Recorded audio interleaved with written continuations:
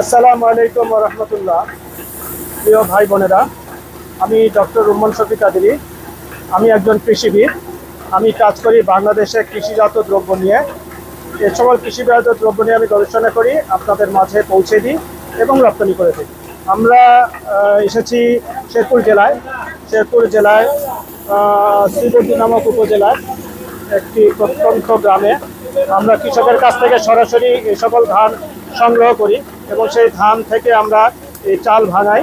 ধান আগে আমরা চাতালে শুকাই ম্যানুয়ালি, এবং শুকানোর পর এটা ম্যানুয়ালি আমরা ভাঙাই। আপনারা দেখতে পাচ্ছেন এটা হাস্কিং মিল।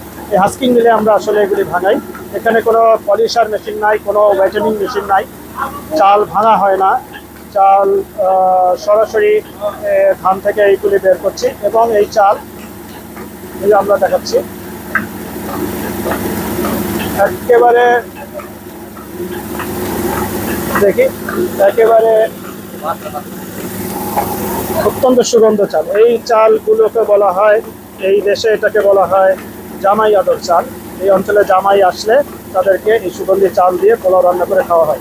যেই বাসায় এই চাল রান্না করা হয় পুরো ঘর এই চালের সুগন্ধে মৌ করে এবং হাতেও দীর্ঘ সময় এটা চালের সুগন্ধ লেগে থাকে।